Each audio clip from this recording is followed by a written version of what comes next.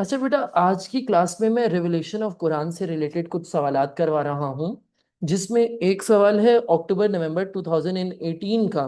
यही सवाल पे 2020 में भी आया था, मई जून में। तो भाई क्या है, पहला सवाल कह रहा है write an account of different ways in which revelations came to the prophet, include examples in your answer. भाई वो कह रहा है कि वो डिफरेंट वेज पे बात करें जिस तरीके से वही नाजिल होती थी आप सल्लल्लाहु अलैहि वसल्लम के ऊपर। दूसरा सवाल भी ये कह रहा है describe the different ways the profit सल्लल्लाहु अलैहि वसल्लम रिसीव्ड रेवलेशन फ्रॉम गॉड। ठीक है जी। तो बेटा पहली बात याद रखिएगा कि जो भी 10 मार्क का आंसर होगा इस्लामियात के अंदर, वो पहला पैराग्राफ इंट्रोडक्शन का होगा, बैकग्राउंड का होगा, जिसमें आप बेसिक से बात करोगे बिल्कुल। तो यहाँ पे जो पहला पैराग्राफ है वो इंट्रोडक्शन का होगा, जिसमें आप बेसिक सी बातें करोगे, जैसे कि कुरान 23 साल के पीरियड में नाजिल हुआ। पहली वही आई गारे हिरा में 610 सीई में। उसके बाद रेवलेशंस आना रुक गई। और बेटा ये रेवलेशन जब आना रुक गई तो आप सल्लल्लाहु अलैहि वसल्लम काफी परेशान रहे, क्योंकि उनको इतना बड़ा मिशन मिल गया और फिर कोई फर्दर गाइडेंस नहीं आ रही। लेकिन उसके बाद 1.5-2 साल बाद once they started coming they came strongly and frequently. फिर उनमें इतना बड़ा गैप नहीं आया। बेटा ये बताने के बाद आप सेकंड पैराग्राफ से स्टार्ट करोगे, modes of revelation, methods of revelation. बेटा आप बताओगे कि भाई डिफरेंट वेज थे इन विच होली प्रॉफिट सल्लल्लाहु अलैहि वसल्लम रिसीव्ड रेवलेशन।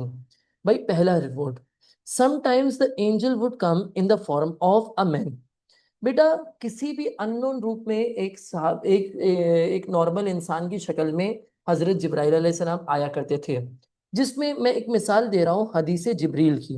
बेटा हदीस जिब्रील क्या है, हजरत उमर रजी अल्लाह ताला से रिवायत है कि एक दफा सब सहाबी हुजूर सल्लल्लाहु अलैहि वसल्लम के साथ बैठे हुए थे। तो एक शख्स आया जिसने व्हाइट कलर का ड्रेस पहना हुआ था, उसके बाल डार्क ब्लैक थे, उसका ड्रेस एक्सट्रीमली वाइट था। और अमूमन ऐसा नहीं होता था, जब अरब में कोई सफर कर रहा हो ना, तो आपको पता है मिट्टी से, धूल मिट्टी से क्या होता है, बाल जो है हमारे वाइट हो जाते हैं, कपड़े हमारे ब्राउन हो जाते हैं, ब्लैक हो जाते हैं। ये हालात होते हैं डेजर्ट में तो। लेकिन इस शख्स के ऊपर कोई डस्ट का साइन नहीं था। और ये आप सल्लल्लाहु अलैहि वसल्लम के साथ ऐसे आके बैठा कि आपके घुटने से घुटना मिला के बैठ गया। और आप सल्लल्लाहु अलैहि वसल्लम के मुबारक टांग पे ऐसे हाथ रखता है और पूछता है बताएं ईमान क्या है। तो आप सल्लल्लाहु अलैहि वसल्लम जवाब देते हैं एक अल्लाह पे ईमान रखना, और फरिश्तों पे ईमान रखना, और अल्लाह की नाजिल करदा किताबों पे ईमान रखना, और अल्लाह के पैगंबरों पे ईमान रखना, और इस बात पे ईमान रखना कि जो कुछ भी होता है दुनिया में अच्छा या बुरा वो अल्लाह ही की तरफ से होता है, और आखिरत पे ईमान रखना। यानी जो ईमान मुफस्सिल है, आपने उसके 6 एस्पेक्ट्स आर्टिकल्स ऑफ फेथ बताए। बेटा इस शख्स ने जवाब दिया कि आपने सही कहा है। फिर पूछता है बताए अमल क्या है। तो आप सल्लल्लाहु अलैहि वसल्लम जवाब देते हैं वो 5 पिलर्स ऑफ इस्लाम से रिलेटेड, कि भाई शहादत है, सलात है, ज़कात है, सौम है, फिर हज है। तो आप वसल्लम को ये जवाब देता है कि फिर आपने सही जवाब दिया। और फिर ये चला जाता है, ऐसे कुछ कन्वर्सेशन कंटिन्यू होती है, फिर ये शख्स चला जाता है। तो कहते हैं या रसूलल्लाह, हमने हमने पूछा या रसूलल्लाह ये कौन शख्स है जो ऐसे बात करे जैसे वो आपसे ज्यादा जानता हो, आपसे ज्यादा इल्म रखता हो, और वो आपको चेक कर रहा हो। तो हुजूर सल्लल्लाहु अलैहि वसल्लम ने जवाब दिया दरअसल वाकई ये मेरे टीचर हैं, ये हजरत जिब्राइल अलैहिस्सलाम है जो अल्लाह के थ्रू ये पैगाम लेकर आते हैं। तो बेटा this conversation is known as हदीस Jibril which will be the example of this first point. फिर बेटा बी क्या है, sometimes the angel would come in the form of a companion that was known as दाया कल्बी। बेटा दाया कल्बी was an extremely beautiful person, extremely handsome man, extremely beautiful man, and हजरत जिब्राइल अलैहि सलाम would often come in the form of दाया कल्बी। Once उम्मे सलमा ने हजरत दाया कल्बी को देखा। बेसिकली हुजूर सल्लल्लाहु अलैहि वसल्लम घर पे बैठे हुए थे तो दाया कल्बी आते हैं। हुजूर सल्लल्लाहु अलैहि वसल्लम उम्मे सलमा से पूछते हैं कि बताओ ये कौन है। तो कहती है दाया है, ये तो दाया कल्बी है। तो हुजूर सल्लल्लाहु अलैहि वसल्लम फिर उनको अंदर भेज देते हैं, फिर इनकी बात होती है। बाद में एक खुतबे में आप सल्लल्लाहु अलैहि वसल्लम ने बताया कि मेरे पास हजरत जिब्राइल अलैहिस्सलाम आए थे। तो उम्मे सलमा कहती है तब जाके मुझे पता चला कि दरअसल वो दाया कल्बी नहीं थे, वो हजरत जिब्राइल अलैहिस्सलाम थे, जो कि दाया कल्बी के रूप में आए थे। तो बेटा ये सारी रिवायत आई हमारे पास हजरत उस्मान की तरफ से, यानी कि उम्मे सलमा ने हजरत उस्मान को ये तजुर्बा बताया, और उन्होंने फिर ये पूरी रिवायत भी हमारे सामने हम हमारे तक पहुंचाई। तो ये बेसिकली आप एक एग्जांपल के तौर पे कोट कर सकते हो। बेटा थर्ड हमारे पास है, समटाइम्स द प्रॉफिट सल्लल्लाहु अलैहि वसल्लम saw angel Jibrail in his original form. What was his original form? बेटा ये दो दफा का जिक्र मैं आपको बता रहा हूँ। नाइट ऑफ जर्नी जिसको सूर्य नजम मैंने लिख दिया, और एक फर्स्ट रिवलेशन यानी कि सूर्य अल अलग के टाइम पे जब सूर्य अल अलग की पहली 5 आयत नाजिल हुई थी। बेटा सूर्य 96 की पहली 5 आयत नाजिल हुई थी सूर्य अल अलग की, ठीक है ना। तो बेटा ये तब भी हजरत जिब्राइल अलैहिस्सलाम अपने असली रूप में आए थे फर्स्ट रेवलेशन में। हजरत अब्दुल्ला बिन मसूद रजी अल्लाह तआला अन्हु फरमाते हैं कि हुजूर सल्लल्लाहु अलैहि वसल्लम से रिवायत है कि हजरत जिब्राइल अलैहिस्सलाम के 600 पर हैं, और इतने बड़े पर के अगर वो दुनिया के बीच में खड़े हो जाएं तो उनके पर एक कोने से लगे दुनिया के, दूसरा पर दूसरे कोने से लगे दुनिया के, तो सोचो कितने बड़े पर होंगे, ठीक है ना। और उसमें से मोती और रूबी झड़ते थे, यानी कि pearls and रूबीज fell from it. तो बेटा ये हजरत जिब्राइल अलैहिस्सलाम का बहुत ही खूबसूरत रूप था जो आप सल्लल्लाहु अलैहि वसल्लम ने हमें बयान किया। इसके अलावा sometimes the angel would come in the form of dreams, the revelations would come in the form of dreams, and when holy prophet sallallahu alaihi wasallam would wake up he would remember।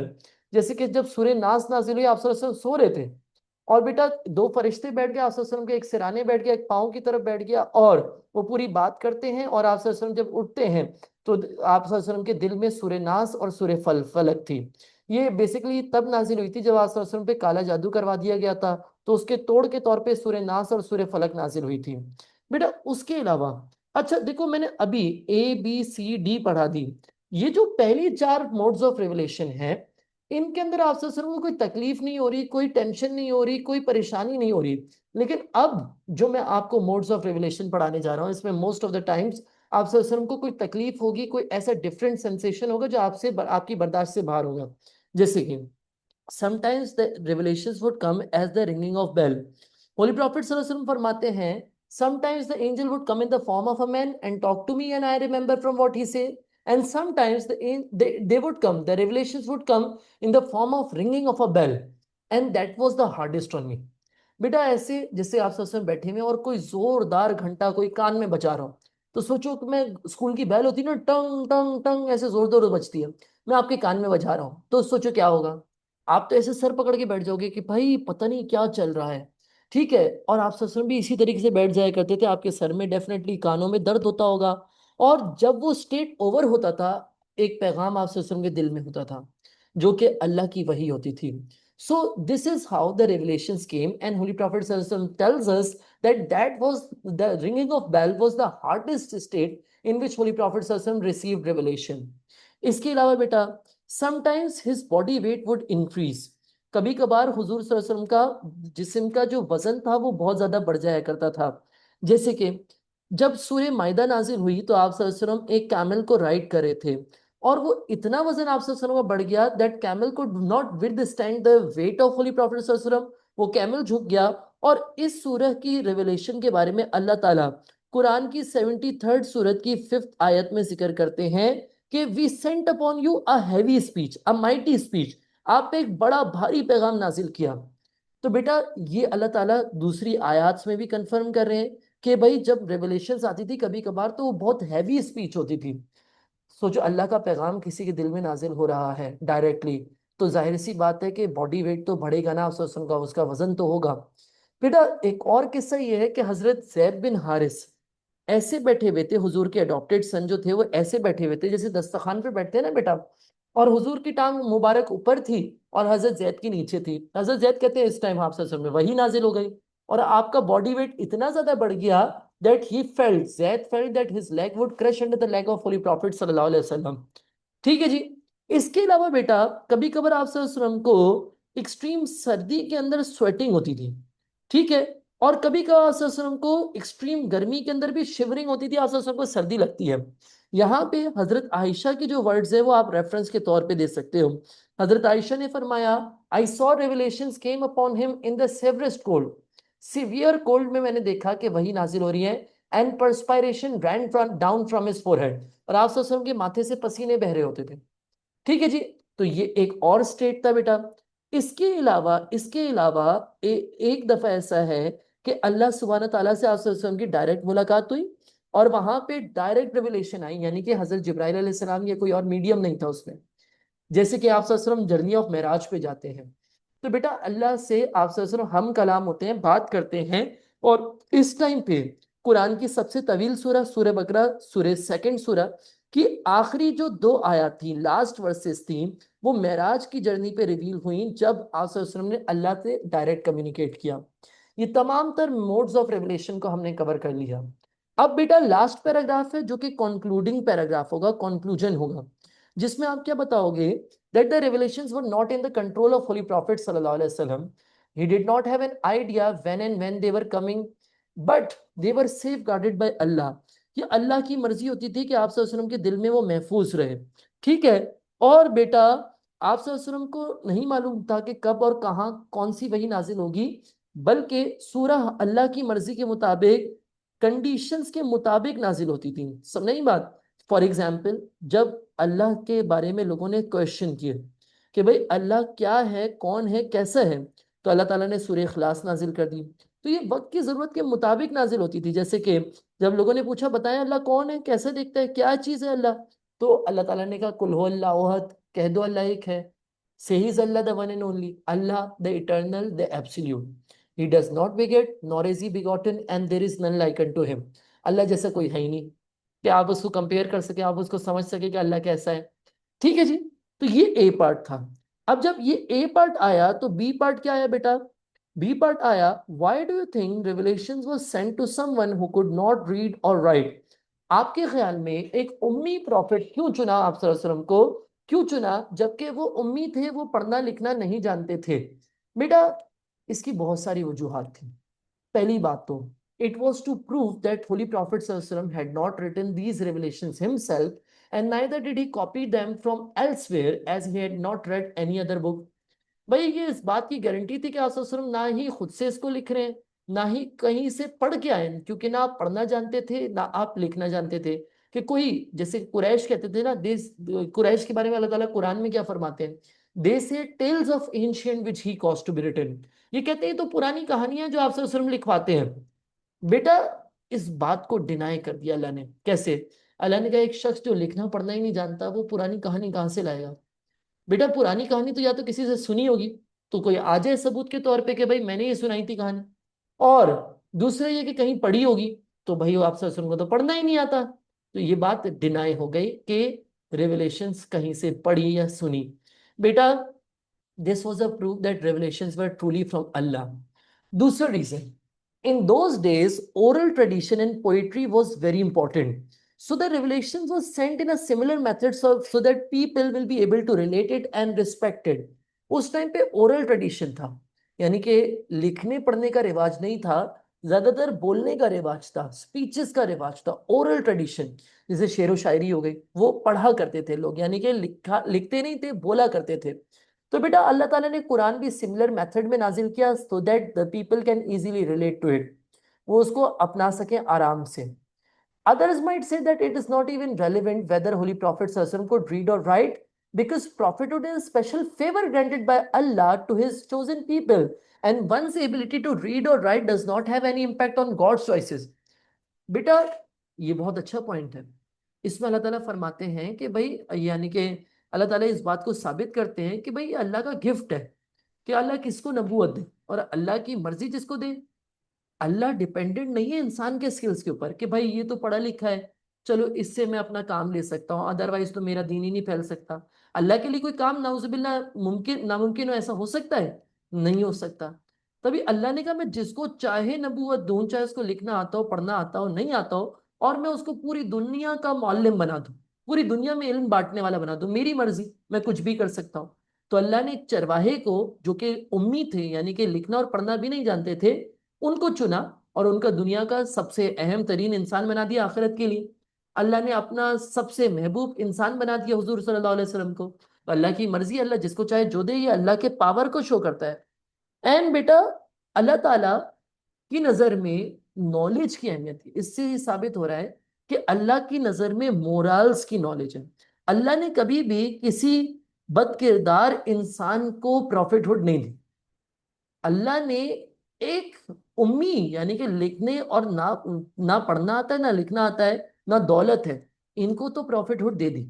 लेकिन देखा क्या कि ये moral moral में बहुत high हैं, ये अपनी वैल्यूज में बहुत हाई हैं, करेक्टर बहुत स्ट्रांग है। तो बेटा इससे साबित होता है कि अल्लाह ताला मोरल प्रिंसिपल्स को तो वैल्यू देते हैं, बेशक वो पढ़ना लिखना ना भी जानते हो, वो अल्लाह की नजर में अहम नहीं है। समझ नहीं बात? तभी अक्सर टीचर्स कहते हैं ना बेटा कि पढ़ लिख के क्या फायदा जब आपको तमीज ही नहीं आ रही। तो वो इसीलिए हंस से कहते हैं कि अल्लाह की नजर में तमीज और तहजीब की ज्यादा वैल्यू है बनिस्बत नॉलेज के। देखो नॉलेज तो डिग्री और दुनियावी चीजों के लिए है। असल मकसद तो यह है कि जब मैं आपको कोई इल्म दे रहा हूं तो आपको उससे असर भी हो, आप अपनी जिंदगी में भी उसको अप्लाई करो। I hope that's clear.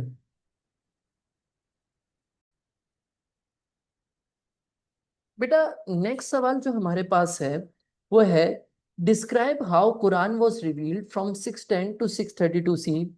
या फिर ये ऐसे भी कह सकता है कि describe how Quran was revealed over period of 23 years। ठीक है जी। भाई कुरान 23 साल के पीरियड में कैसे नाजिल हुआ, ये भी एक सवाल बन सकता है। या फिर वो आपसे कहे कि यार how Quran was revealed between 610 to 632 सी।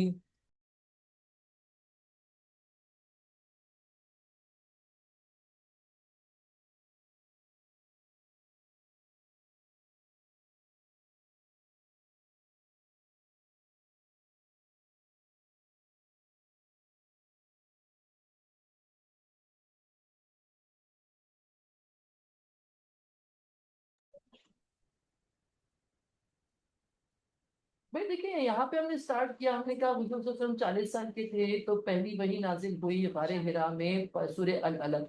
एक अच्छा इंट्रोडक्शन होगा कि आप सूरे अल अलग को जो है यहाँ पे रेफरेंस को कोट भी कर दो, यानी कि यहाँ पे आप वर्सेस भी कोट कर दो, तो एक स्ट्रॉन्ग आंसर हो जाएगा, स्ट्रॉन्ग इंट्रोडक्शन हो जाएगा। आपने कहा भाई पहली रेवलेशन आई इक़रा बिस्मि रब्बिकल लज़ी खलक, यानी कि read in the name of your Lord he who created man out of clot of a blood. Read, for your Lord is most bountiful, he who taught men the use of pen and taught men that which he knew not। बेटा ये आपने बता दिया। फिर आपने बताया कि इसके फौरन बाद जो है रेवलेशंस में थोड़ा सा हॉल्ट आ गया, और फिर तकरीबन 1.5-2 साल का हॉल्ट आया। फिर सूर्य मुदस्सिर नाजिल हुई, दैट वाज 74th सूरा of Quran. And then revelations came strongly and frequently. ये सब आपने शुरू में बता दिया विद रेफरेंस ऑफ सूर्य अल अलग। फिर बेटा आपने क्या किया, आपने सेकंड पैराग्राफ में बताना है कॉजेज ऑफ रेवलेशन। भाई आपने बताया कि कुरान जो है वो एक बुक फॉर्म में नाजिल नहीं हुआ था, क्योंकि आपसे उसमें लिखना और पढ़ना ही नहीं जानते थे, तो कैसे बुक फॉर्म में नाजिल होता। Rather it was an oral revelation sent according to the needs and condition of the time. मिसाल के तौर पे अभी मैंने आपको बताया कि सूर्य इखलास रिवील हुई थी when questions were asked by कुरैश regarding the oneness of Allah. अल्लाह कौन है, क्या है, क्यों है, कैसा है। तो फिर आयत नाजिल हो गई। तो बेटा यहां पर भी आपने क्या करना है, वर्सेस को कोट करना है। आपने कहना है say he is Allah the one and only, Allah the eternal the absolute, he does not beget nor is he begotten, and there is none like unto him. ठीक है जी। उसके बाद बेटा आपने क्या करना है, डिफरेंशिएट करना है बिटवीन मक्की एंड मदनी सूरा।